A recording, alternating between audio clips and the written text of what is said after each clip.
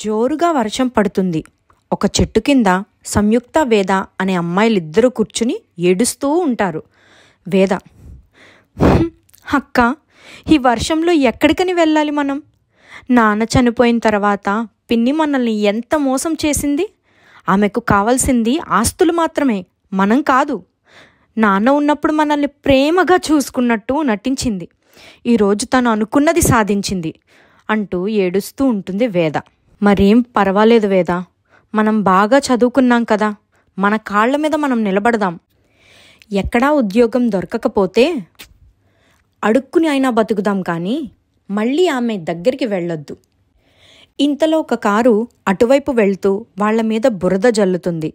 వాళ్ల బట్టలు మొత్తం పాడైపోతాయి. డబ్బు ఉందని బాగా పొగరు, కళ్ళు కనపడటం లేదా నీకు అంటూ పెద్ద పెద్దగా అరుస్తుంది. ఎందుకు వేద అలా అరుస్తున్నావు? ఒకప్పుడు నువ్వు చేసిన పనులు కూడా అవే కదా. అక్క, జరిగిపోయిన వాటి గురించి మాట్లాడొద్దు. నేను చేసిన అన్ని తప్పులకి క్షమాపణ కోరుకుంటున్నాను. సరే, దాని గురించి వదిలే. కానీ ఇప్పుడు మనం ఏం చేయాలన్నా మన సర్టిఫికెట్లు అన్నీ అక్కడే ఉండిపోయాయి. మనం ఇప్పుడు ఏం చేయలేం కదా, అదే ఆలోచిస్తున్నాను. మనం వెళ్ళి వాటిని తెచ్చుకుందాం అక్క. దాని సొమ్ము కాదు కదా, అవి మనవి కదా. సరే అని అంటుంది. ఇక ఆ రోజు రాత్రి వాళ్ళు బిక్కుబిక్కుమంటూ వర్షంలోనే ఉండిపోతారు. మరుసటి రోజు ఉదయం తిరిగి ఇంటికి వెళ్తారు.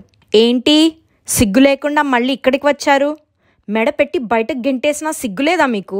సిగ్గులేనిది మాకు కాదు, నీకు. మా నాన్న ఉన్నప్పుడు మమ్మల్ని ప్రేమగా చూసుకున్నట్టు నటించి ఎంత మోసం చేశావు. ఈ ఆస్తులు మాకేం అవసరం లేదు, మా సర్టిఫికెట్లు ఉన్నాయి, మేం వాటిని తీసుకెళ్ళడానికి వచ్చాము. మీకు సంబంధించిన అన్నీ కూడా అక్కడే కాలిపోతున్నాయి, చూసుకోండి. వాళ్ళిద్దరూ కూడా తొందరగా అటువైపు వెళ్ళి చూస్తారు. వాళ్ళ బట్టలు, పుస్తకాలు, సర్టిఫికెట్స్ అన్నీ కూడా తగలబడిపోతూ ఉంటాయి. వాటిని చూసి వాళ్ళిద్దరూ బోరుని ఏడుస్తారు. నీకు మేము ఏం అన్యాయం చేశామని ఇలా చేశావు అని ఆమెను తిడతారు. ఆమె ఏమాత్రం పట్టించుకోకుండా లోపలికి వెళ్ళి తలుపులు వేస్తుంది. వాళ్ళిద్దరూ ఏడుస్తూ అక్కడి నుంచి వెళ్ళిపోతారు. సంయుక్త, వేద దాని గురించి ఆలోచిస్తూ ఉంటారు. సర్టిఫికెట్స్ లేకుండా మనం ఏమీ చేయలేము. అజయ్ నా జీవితంలో తిరిగి వస్తే బాగుండును. ఆ రోజు నువ్వు చేసిన అవమానానికి తను నాకు దూరం అయ్యాడు అని చాలా బాధపడుతూ ఉంటుంది. అవునక్క, డబ్బు లేదన్న కారణంతో నేను అతన్ని చాలా మాటలన్నాను. నీ ప్రేమకు నేను అంగీకరించలేదు. నీ ప్రేమకు నేను అడ్డుగా ఉన్నాను. నేను లేకపోతే మీ పెళ్లి జరిగిపోయేది, మీరు సంతోషంగా ఉండేవాళ్ళు, మనకు ఈ గతి పట్టేదే కాదు అని అనుకుంటారు. రోజులు గడుస్తున్నాయి. వాళ్ళ బట్టలు మాసిపోతాయి. రోడ్డు మీద ఉండే ప్లాస్టిక్ బాటిల్స్ తీసుకుని సంచిలో వేసుకుని వాటిని అమ్ముకుని డబ్బులు సంపాదిస్తూ రోడ్డు పక్కన జీవనాన్ని కొనసాగిస్తూ ఉంటారు. అలా రోజులు గడుస్తున్నాయి. అక్కడే ఒక చిన్న నివాసాన్ని ఏర్పాటు చేసుకున్నారు. రూపాయి కూడపెట్టుకుని ఉంటారు. సరిగ్గా 6 నెలలు గడిచిన తర్వాత ఒక చిన్న హోటల్ని సముద్రానికి దగ్గరగా మొదలు పెడతారు. వేద, సంయుక్త ఇద్దరు కూడా చాలా కష్టపడుతూ ఉంటారు. అక్కడికి చాలామంది వస్తూ పోతూ ఉంటారు. వాళ్ళ బిజినెస్ చాలా బాగా సాగుతూ ఉంటుంది. అలా ఉండగా ఒకరోజు వాళ్ళ షాప్ ముందు ఒక కారు ఆగుతుంది. వేద, సంయుక్త ఇద్దరూ కూడా ఎవరా అని చూస్తారు. ఇంతలో అజయ్, వాళ్ళ కుటుంబం అంతా కారు నుంచి దిగి వస్తూ ఉంటారు. వాళ్ళని చూసి చాలా ఆశ్చర్యపోతుంది సంయుక్త. తను కొంచెం భయపడుతూ లోపలికి వెళ్ళిపోతుంది. వెంటనే వేద కూడా వెళ్తుంది. సంయుక్త చాలా బాధపడుతూ ఉంటుంది. అక్క, నాకు అర్థమైంది నీ బాధ ఏంటో, కానీ ఏం చేయలేం కదా, జరిగిందేదో జరిగిపోయింది. అతన్ని నిజంగా ప్రేమిస్తే ఇప్పుడు కూడా నిన్ను దగ్గరికి తీసుకుంటాడు. ఇంతలో శకుంతల అక్కడికి వచ్చి, అమ్మా సంయుక్త, మన ఇంటికి వెళదాం పదమ్మా అని అంటుంది. వేద, సంయుక్త ఇద్దరూ ఆశ్చర్యపోతారు. శకుంతల వాళ్ళిద్దరినీ బయటికి తీసుకువస్తుంది.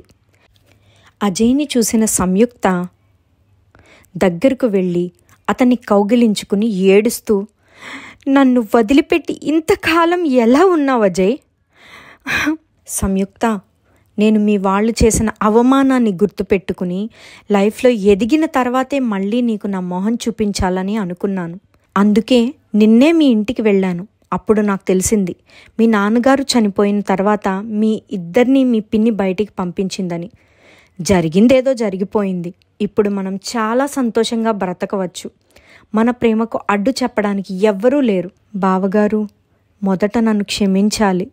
నా కారణంగానే మీరు విడిపోయారు. మరేం పర్వాలేదు వేద, జరిగింది అంతా మన మంచి కోసమే అని అంటాడు. ఇక అందరూ కలిసి అక్కడి నుంచి వెళ్ళిపోతారు.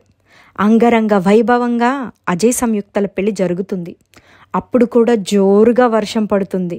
మన కుటుంబంలో మంచి జరిగినా చెడు జరిగినా అన్నీ వర్షంతోనే ముడిపడి ఉన్నాయి. వర్షం ఇప్పుడు పడింది కాబట్టి సరిపోయింది. మనం భోజనాలు పెట్టుకున్న సమయంలో అయితే చాలా కష్టమయ్యేది. అవును వేద, సరిగ్గా చెప్పావు. భోజనాలు మనం త్వరలోనే పెట్టుకోవచ్చు. ఇక సరిగ్గా 1 నెల రోజులు గడిచిపోయాయి.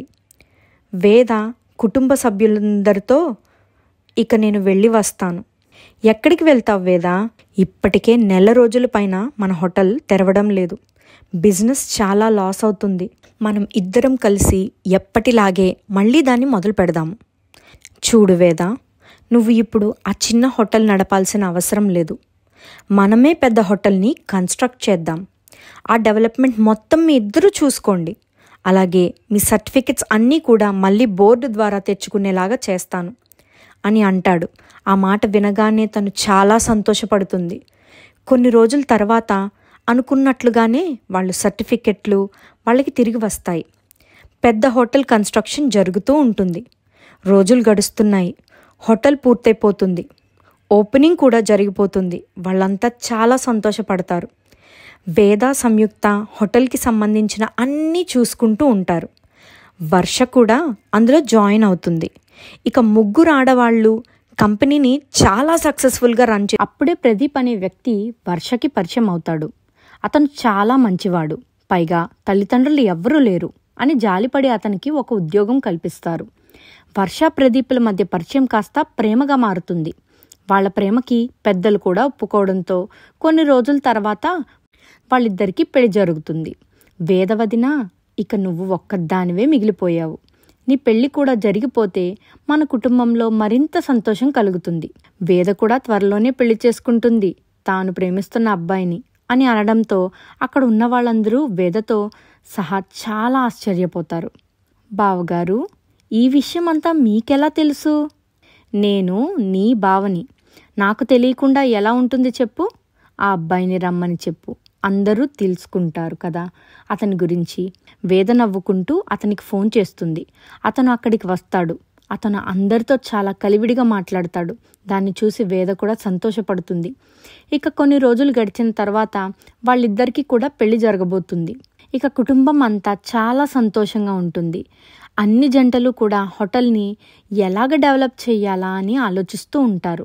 అలా మంచి మంచి ఆలోచనలతో సక్సెస్ చేయడానికి ప్రయత్నిస్తారు. కొన్ని రోజుల తర్వాత అవి సక్సెస్ కూడా అవుతాయి. అలా ఎవరి జంటలు వాళ్ళు కొత్త కొత్త బ్రాంచీలని ఓపెన్ చేసి వాటిని సక్సెస్ఫుల్గా రన్ చేస్తూ చాలా డబ్బులు సంపాదిస్తూ హాయిగా జీవిస్తారు. ఇది ఇలా ఉండగా అక్కడ వాళ్ళ పిన్ని సుప్రజ అనవసరంగా డబ్బు ఖర్చు పెట్టి రోడ్డున పడి భిక్షాటన చేసుకుంటూ, బాబూ ధర్మం చేయండి, అయ్యా ధర్మం చేయండి, బాబూ నేను చేసిన పాపానికి నాకు భగవంతుడు తగిన శిక్ష విధించాడు. బంగారం లాంటి పిల్లల్ని మోసం చేశాను. ఉన్న డబ్బు మొత్తం ఖర్చు పెట్టి అడుక్కుంటున్నాను. వాళ్ళు కనబడితే వాళ్ళకి నేను క్షమాపణ చెప్పుకొని కళ్ళు మూస్తాను. భగవంతుడా, నేను నిన్ను ఇది ఒక్కటే కోరుకుంటున్నాను. వాళ్ళు ఎక్కడున్నా నా కంటపడేలాగా చేయవయ్యా. నేను క్షమాపణ చెప్పి కన్ను మూస్తాను. ఇంక నేను నిన్ను ఏమీ కోరుకోవడం లేదు అని చాలా బాధపడుతూ తన పని తాను చేసుకుంటూ ఉంటుంది. వాళ్ళని కలుసుకోవాలని ఎంత ప్రయత్నం చేసినా వాళ్ళు మాత్రం కనిపించరు. ఎప్పటికైనా వాళ్ళు కనిపిస్తారు. తన పాపాలని